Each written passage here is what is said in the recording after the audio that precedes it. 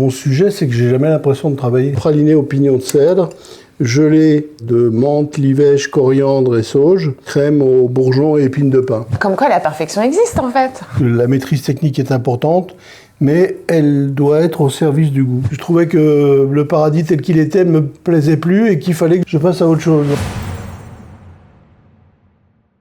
Sens et confidences avec Pierre Hermé, c'est parti. Cher Pierre, bienvenue chez moi. Je sais que tu es un amateur de goût forcément, donc je vais te proposer de déguster une création qui a été faite pour toi qu'on va t'apporter dans un instant.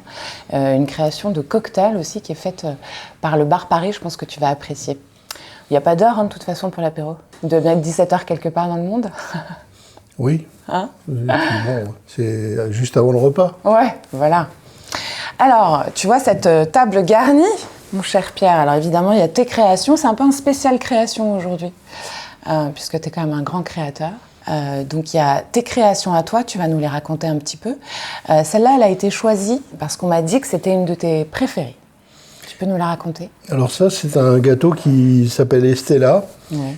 Estella est un mélange assez étonnant de praliné au pignon de cèdre, de biscuits au blé noir, un sablé au blé noir, avec une gelée d'herbes. Donc dans cette gelée d'herbes, il y a menthe, coriandre, livèche et sauge. Et puis une crème aux bourgeons et épines de pin. Donc c'est un gâteau qui est très sur le végétal et qui a plein de saveurs. Moi, j'adore ce gâteau. Qui fait penser à l'orée des bois un peu, ou la brume du matin. Ou des voilà, choses comme ça, quand tu décris. il permet beaucoup de fantaisie. Est-ce que quand tu crées, tu as l'image de l'atmosphère en fait? Non. Pas du tout? Non, c'est vraiment le goût qui m'anime. Ouais. Et ce gâteau a une histoire parce qu'à l'origine, j'ai fait un dessert avec à peu près les mêmes composants. Et ce dessert, il était destiné à mettre en valeur une nouvelle cuvée de champagne pour une marque de champagne qui s'appelle Bilcar Samon, et la cuvée, c'est Sous-Bois. D'accord. Et donc, ce dessert s'est transformé en gâteau. Et puis, pour l'instant, pas encore en macaron, mais ce dessert, on l'a servi à la Mamounia pour différentes occasions. C'est au Maroc, à Marrakech. Hein. Voilà. Ouais. Et alors, ces macarons, ils sont assez surprenants, parce qu'il y a des feuilles que tu as intégrées en fait, dessus. C'est collection infiniment, collection signature.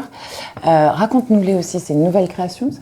Dans ces nouvelles créations, il y a Algae. Algae, c'est chocolat noir, yuzu et algues nori. C'est un mélange assez, étonnant, mais qui fonctionne très bien parce qu'il y a cette dimension végétale de l'algue nori.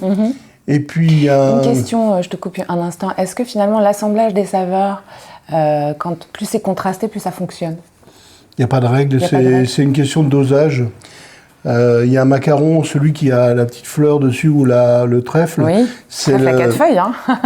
Chaque trèfle est posé à la main sur chaque macaron avant cuisson. À l'intérieur, il y a une compote de mangue et une crème au citron vert. Bien sûr, il y a... Alors, lequel tu me conseilles de goûter, Pierre? Alors, si on est dans les saveurs, pareil, iconoclastes, surprenant, ouais. C'est chocolat noir et miso blanc. Ah bah allez, il y a une dimension salée. Sinon, il y a celui-ci qui est huile d'olive et vanille. Qui est assez agréable aussi. C'est une création qui date déjà il y a quelques années, mais qu'on ressort, qu'on relance de temps en temps.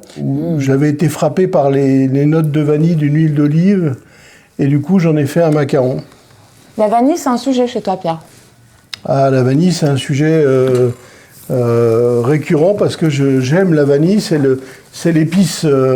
c'est la principale épice du pâtissier et j'ai cherché à la mettre en valeur et à la sublimer, et donc j'ai composé un goût que j'appelle infiniment vanille, qui est composé de vanille de Tahiti, vanille du Mexique et vanille de Madagascar. On gratte les gousses et on les met à infuser dans le liquide chaud à 70 degrés, pas plus, parce qu'après ça fait évaporer des esters de la vanille, donc maximum entre 65 et 66 degrés. Ce que tu aimes bien, c'est maîtriser le produit à sa base, quoi, en fait, hein, c'est ça, de toute façon. Maîtriser le goût, en fait. Le goût, ouais.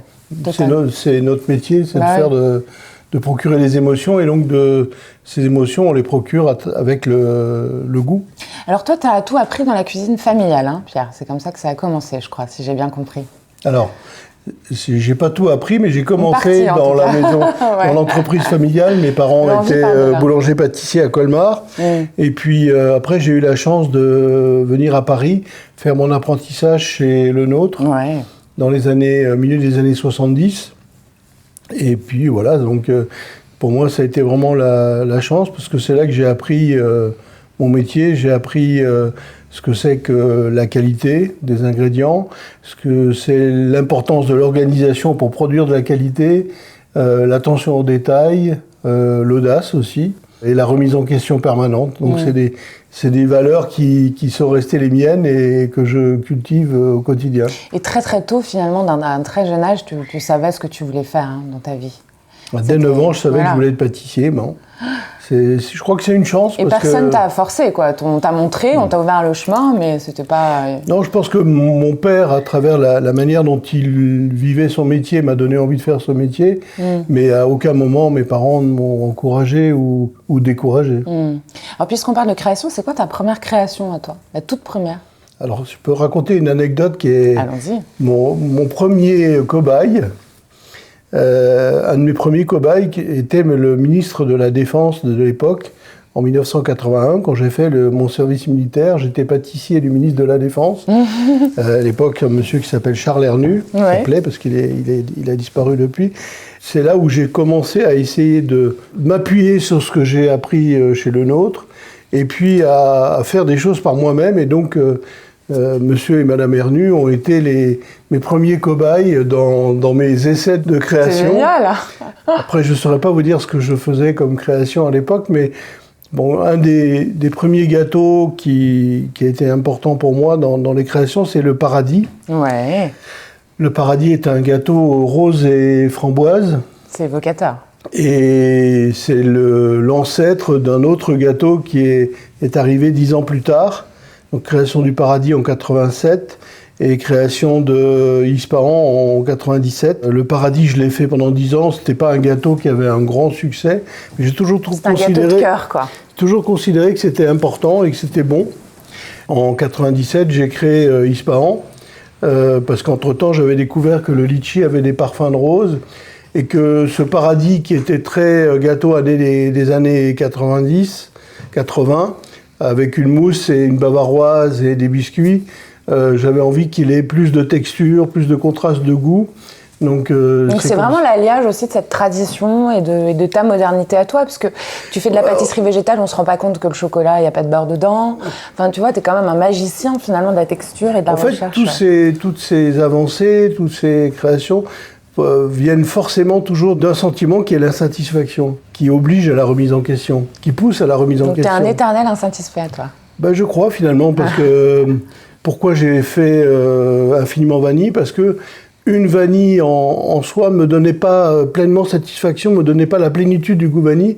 Donc j'ai cherché à atteindre la plénitude du goût vanille. D'accord. Et c'est ce qui m'a amené à mélanger plusieurs vanilles pour composer un goût vanille. J'ai fait évoluer Paradis vers Ispahan parce que je trouvais que le Paradis tel qu'il était ne me plaisait plus et qu'il fallait que je passe à autre chose. Donc, j'adore. Le Paradis tel qu'il était ne te plaisait plus. On peut imaginer plein de choses avec cette phrase, Pierre, j'adore. Est-ce que tu as envie de goûter ce fameux cocktail de mixologie qui est fait sur mesure, en fait, un peu en fonction de ce gâteau, hein. En fait, j'apprécie beaucoup les cocktails, en particulier le travail de mixologue, parce que c'est un travail de création, c'est un travail... c'est un peu comme un pâtissier, en fait. Oui, il y a beaucoup de similitudes. Et je connais quelques cuisiniers, dont Ferran Adria, qui s'est beaucoup inspiré dans son travail de l'univers des cocktails. D'accord. Alors voici Lambert du Bar Paris, qui nous apporte sa création. Alors, pour ce cocktail, on va être sur une base de vin jaune et de saké, ce qui va apporter un côté oxydatif et un peu vineux. Pour le côté végétal, on va être sur une noix de bourgeon de pain avec du thé mélisse. Alors, une noix de bourgeon avec de pain. Une eau de bourgeon de pain. Oui. Avec de l'ogicha, alors. Un thé mélisse. Mélissa, pardon. J'ai compris maïs. Mélisse. Et pour finir, pour apporter un peu d'acidité et casser un peu ce côté sucré, on finit avec une pointe de verjus et un peu de champagne. En hommage, on a appelé ce cocktail l'infiniment, qui donne un cocktail assez doux, qui se mariera très bien avec une pâtisserie. Ok, bah super, on va goûter tout ça. Merci beaucoup, Lambert. Bonne dégustation. Merci. Voilà, le bar Paris font des créations sur mesure comme ça. Je te propose de goûter. Ah, on va se servir avec le gâteau après, mais hein, on commence par le cocktail. Sans modération ou avec quand même un petit peu? Ah, c'est fin. Alors, regoute une petite gorgée, Pierre, si tu veux bien, et ferme les yeux après, quand tu auras goûté. Et dis-moi ce que ça t'évoque comme image.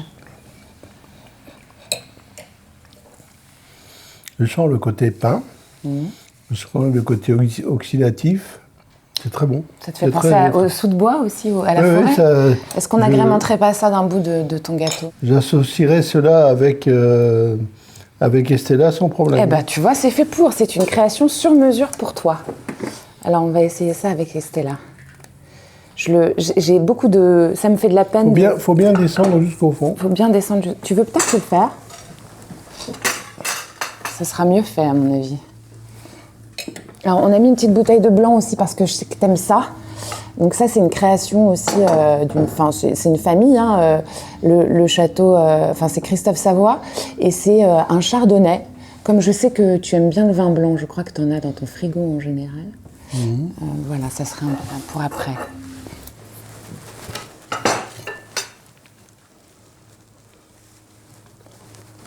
Ce macaron, il est dingue. Merci.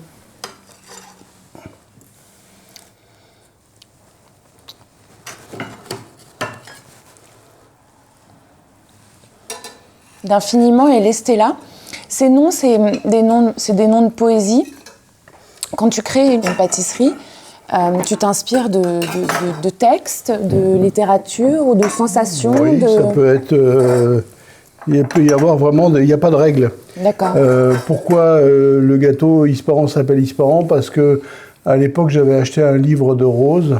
Il y a une rose qui s'appelait Isparan, donc je trouvais que c'était joli et que ça allait bien au gâteau. Il n'y a pas de règle pour le nom des produits. Et c'est toi à chaque fois qui décide, évidemment. Oui. Bien sûr.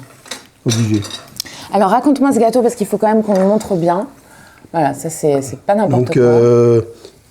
Sablé au blé noir, praliné au pignon de cèdre, gelée de menthe, livèche, coriandre et sauge, crème aux bourgeons et épines de pin. Où va-t-il chercher tout ça? Le cocktail, il est parfait avec, hein? Très très bon, Pierre. Si tu penses à cette cuisine familiale quand tu avais 9 ans, c'est quoi l'odeur? C'est quoi l'atmosphère? Il y a quoi dans le frigo? Dans le frigo, je sais que ma mère ne mangeait qu'un seul fromage, qui était le Caprice des dieux. Mais, est-ce qu'elle aimait la pub? Je crois qu'on l'a tous vu, celle-là, en boucle. Mais sinon, je pense qu'il y avait toujours au moins du vin d'Alsace au frigo. Après, du beurre, bien sûr. Le beurre, c'était à la base du thon chez toi?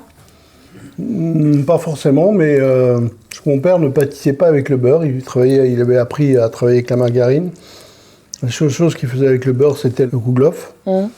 Ton père, il faisait le sucré, ta mère, elle faisait le salé, c'est ça chez toi?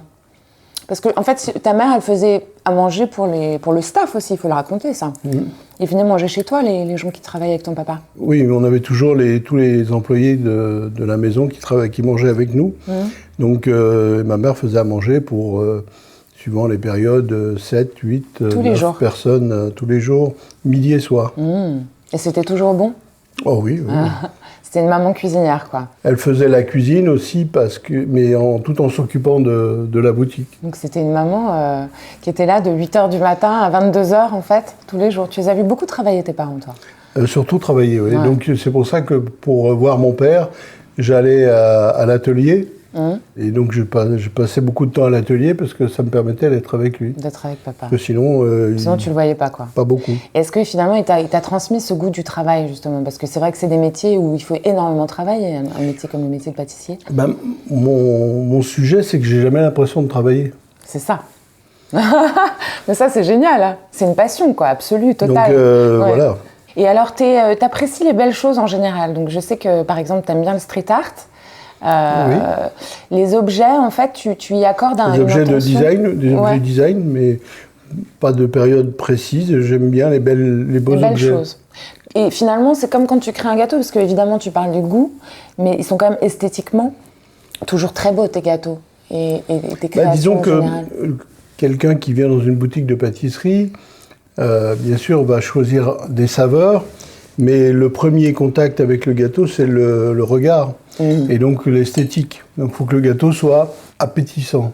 Je dirais plutôt que beau, je dirais appétissant, qui donne envie de le manger. Il donne envie, il est très bon d'ailleurs. Hein. Je vais me reprendre une petite lichette. Est-ce que tu penses que c'est la création, quelle qu'elle soit, c'est-à-dire que ça soit une création pâtissière ou justement une œuvre, quelle que soit la création, finalement, c'est la même intention au départ? Et que c'est peut-être pour ça que tu te sens proche des belles choses. Et c'est une esthétique globale, finalement, de la vie aussi, quoi. Moi, c'est une envie aussi de partager, de procurer. Notre métier, c'est de procurer des émotions aussi. Donc, pour moi, c'est vraiment ça la motivation, c'est de donner, de procurer des émotions à ceux qui goûtent les gâteaux. Et du plaisir. Voilà. Quand tu as commencé à faire de la pâtisserie, à te dire que c'était ton métier à 9 ans, est-ce que c'est exactement là que tu te projetais? Là où tu es aujourd'hui? Non, j'avais pas d'idée. Je voulais faire le métier de pâtissier, mais je ne savais pas où ce métier pouvait m'emmener. Ouais. Moi, bien loin de moi, l'idée d'avoir beaucoup de boutiques, d'avoir une entreprise. Parce que tu es une réussite internationale. Donc l'idée, c'était de concentrer mon travail sur le métier, et c'est toujours ce que je fais aujourd'hui. Donc finalement, la réussite, c'est pas quelque chose que tu as planifié, c'est quelque chose qui est venu, mais aussi, on pourrait déduire ça, que c'est parce que c'est le sérieux de l'implication, et justement le fait qu'il n'y ait pas forcément de projection qui fait que c'est arrivé, quoi. C'est-à-dire que c'était une répétition tellement logique pour toi que ça t'a amené le succès. Oui, pour moi, c'est une avancée pas à pas, avec toujours la même envie, toujours les mêmes objectifs, c'est de faire le meilleur possible. L'art de l'excellence, en fait. C'est jamais parfait, mais il faut y tendre, quoi. C'est ça ? La perfection est quelque chose que j'aime pas, en fait, parce que c'est quelque chose qui est aliénant et qui n'est pas intéressant. Ce qui m'intéresse, c'est plutôt l'attention aux détails. Oui. Parce que ça oblige à se poser des questions, à se remettre en question. La perfection est quelque chose d'absolument que j'aime pas du tout. C'est marrant ça, parce qu'ils sont assez parfaits presque, tes gâteaux, on pourrait le dire. Ça t'énerve quand on me dit ça? Non, mais c'est pas mon... C'est pas ton truc. C'est pas ma tournure d'esprit. Ouais. C'est vraiment l'art du détail, de chercher toujours à aller chercher au plus loin possible. Chercher ce qui va pas. Ce qui va pas. Et ce qui peut être amélioré. D'accord. Alors je vais te faire goûter autre chose qu'il y a sur cette table. C'est une création aussi, c'est un monsieur qui s'appelle Atef Barbouche, qui est un primeur d'un nouveau genre, c'est-à-dire que c'est un primeur créateur, lui aussi, de saveurs. Et donc là, il propose des sushis fruits de différents goûts. Alors je pense que tu sauras mieux dire que moi tous les fruits qu'il y a dedans. Tu trempes ça dans la sauce passion. Et l'idée, c'est qu'il y ait une explosion de saveurs dans ta bouche aussi derrière. Et c'est une autre manière, en fait, d'interpréter le fruit. Donc je te laisse choisir celui que tu as envie de goûter.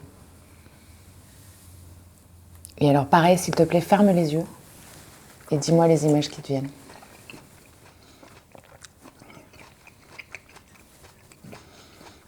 C'est surprenant, hein? On dirait qu'il y a de l'ananas au centre. Après, ce qui est autour,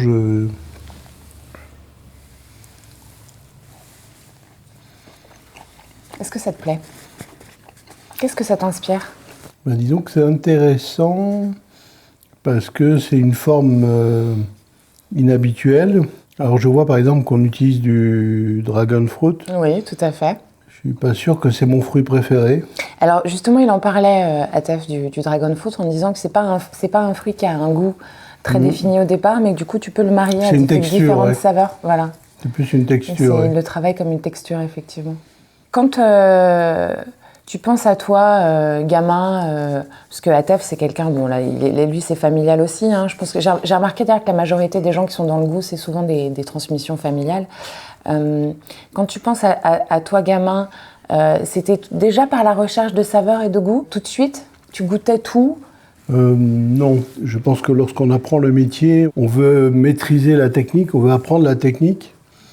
et qu'au fil du temps, on s'aperçoit que cette technique, elle doit être au service du goût. Et c'est comme ça peut-être que j'ai avancé et que je me suis concentré sur le goût. Et bien sûr, la technique est indispensable. Il n'y a pas de goût sans technique. Ça, c'est intéressant. Tous ces crèmes, ces mousses, ces biscuits, ces gelées, ces pralinés, tout ça, il y a une partie de technique dans la mise en valeur du goût des ingrédients. Et si on n'a pas cette maîtrise technique, eh ben on ne fait pas des bons gâteaux. Donc la maîtrise technique est importante, mais elle doit être au service du goût. Il faut être gourmand, en fait. Oui, ça aussi, malheureusement. Pourquoi malheureusement? Ça donne toujours un peu d'embonpoint d'être gourmand. Mais... Oui. Est-ce que tu as envie...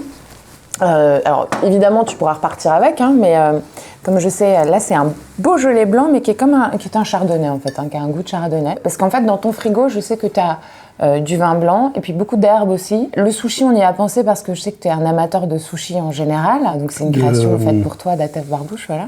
Dans le travail du sushi, il y a vraiment beaucoup de technique et beaucoup de sensibilité.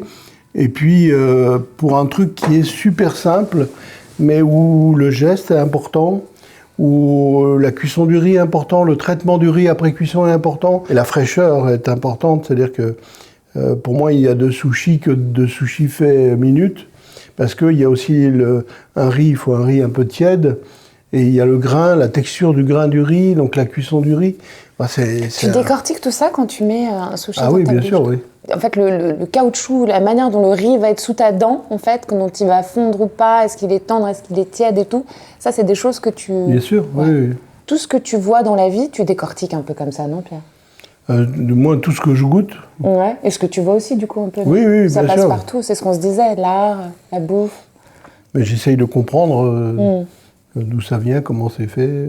Alors, sur cette technique, il y a un autre objet sur cette table qu'on a acheté pour toi, dont tu m'as parlé. Est-ce que tu peux me raconter ce que c'est une râpe microplane? Parce que moi, j'ai découvert. Ah, c'est ça. Ben oui. Cet objet permet de râper des zestes d'agrumes. Elle permet de râper de la truffe, des fromages parmesan, comté, ou des fromages plutôt, ou du pecorino.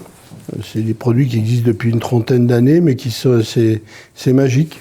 C'est ton objet préféré en cuisine, ça? Non, c'est un des objets fétiches. Mais elle est pour toi, celle-là, ça t'en fera une de plus. Ah, waouh! Pourquoi cet objet-là en particulier? Parce que c'est la finesse, en fait, c'est ça? Il permet une forme de précision, ça veut dire que ça permet de râper des zestes sans le blanc.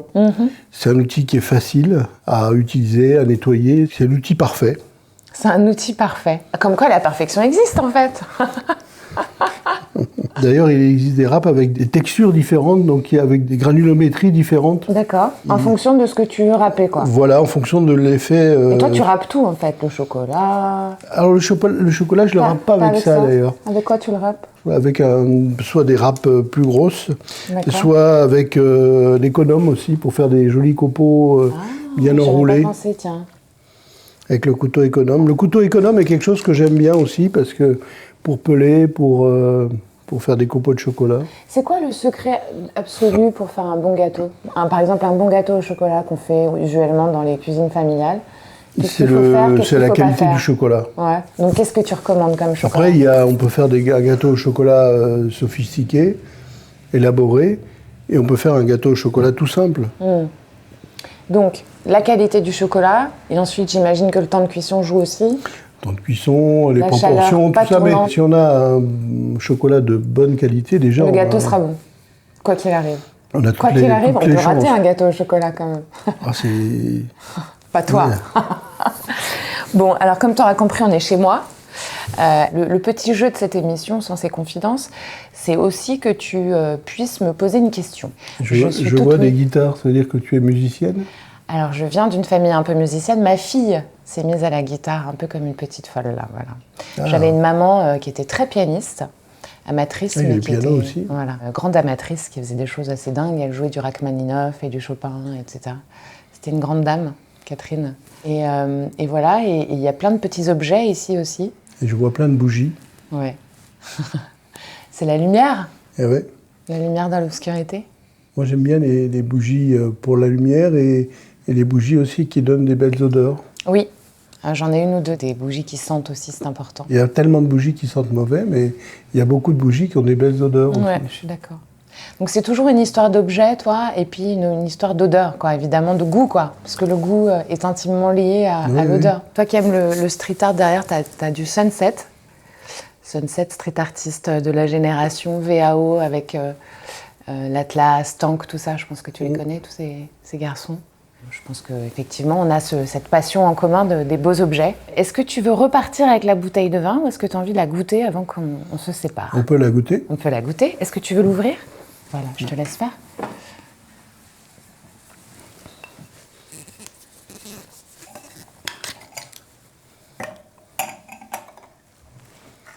Qu'est-ce que tu aurais comme conseil à un jeune créateur, un peu comme Thierry Atef, ou quelqu'un qui est même moins lancé, qui débute et qui veut faire un métier comme le tien? Ce que j'ai dit toujours aux jeunes pâtissiers, c'est de se concentrer sur, bien sûr, l'apprentissage de la technique, l'apprentissage de la connaissance des matières premières, leur histoire, leur mode de culture, les variétés, de connaître l'histoire du métier, de s'intéresser au goût. Parce que cultiver, quoi. Oui, ça c'est vraiment un conseil que je peux donner à tous les jeunes pâtissiers, et de ne pas se contenter de ce qu'on veut bien leur apprendre, mais de chercher à apprendre par soi-même. Aujourd'hui c'est facile, avec Internet, les réseaux, enfin, avec l'intelligence artificielle. On peut acquérir des connaissances... plus rapidement? Oui, plus facilement surtout. Il n'y a pas besoin d'aller chercher ou acheter des livres. Il sent bon ce bouchon? S'il ne sent pas le bouchon, ça veut dire que le vin n'est pas bouchonné. D'accord. Et alors, est-ce que tu sais déjà si le vin est bon au bouchon? Non. Non. Comment tu le sais? C'est en le regardant? C'est en le sentant et en le... Alors c'est très... La passion du vin m'a beaucoup aidé dans mon métier, parce que très jeune, dès l'âge de 18 ans, j'ai pris des cours de dégustation de vin, et ça m'a aidé à mettre des mots sur les émotions. Ce à quoi on n'est pas forcément formé dans le métier de pâtissier, à qualifier les émotions, à les décrire, et donc c'est ce qu'on fait quand on goûte des vins, et ça m'a beaucoup servi dans mon métier.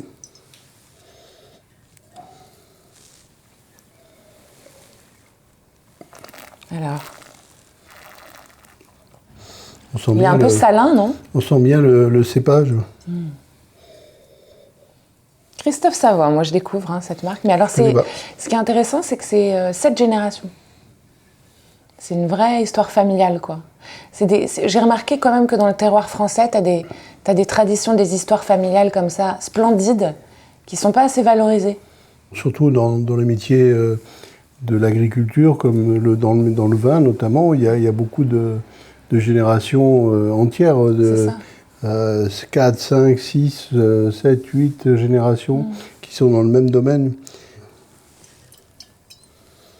Dis-moi ce qu'il y a comme odeur, comme goût. C'est assez végétal, je trouve. Floral, végétal. C'est bon. Comment tu choisis tes producteurs? Tu as l'habitude de travailler avec eux depuis toujours? Pour moi, les producteurs sont des gens avec lesquels on établit une relation, souvent sur le long terme, mais bien sûr, par exemple, le beurre qu'on utilise, qui est le beurre de la Viette, je l'utilise depuis 1987. Ah oui, t'es un fidèle, hein. La farine, c'est la même depuis 1987 aussi. La crème, pareil. Après, le chocolat, c'est même plus ancien que ça. Je travaille avec une maison qui s'appelle Valrhona, et avec laquelle on a élaboré des cuvées de chocolat vraiment spécifiques pour la maison. Ce qui t'intéresse, c'est les artisans qui sont capables de t'amener ce sur-mesure aussi que toi tu proposes. Oui, ou surtout qui... par exemple, pourquoi je prends cette crème? Parce que c'est une crème qui n'a pas d'acidité, qui a pas de... Pour la pâtisserie, il faut une crème qui est assez neutre.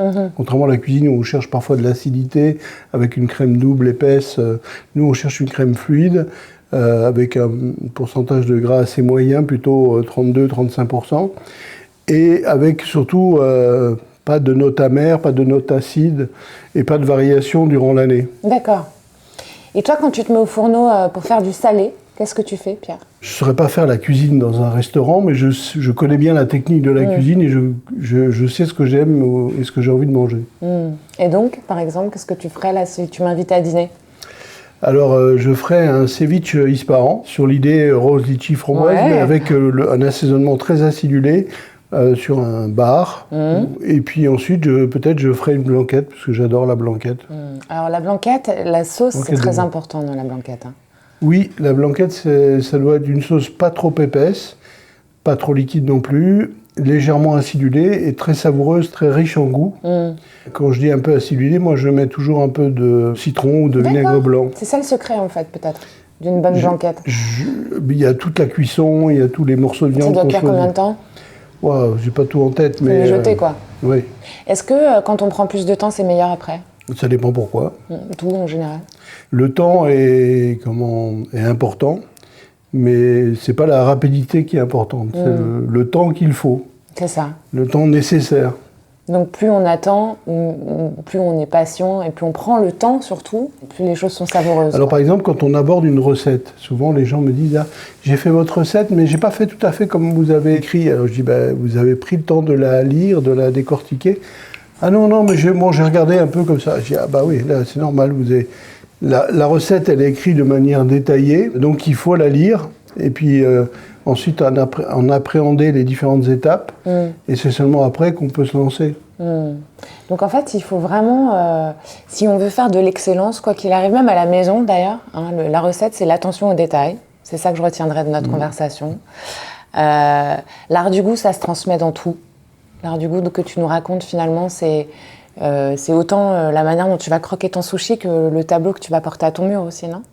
Oui, bien sûr. Il faut créer les conditions, quoi.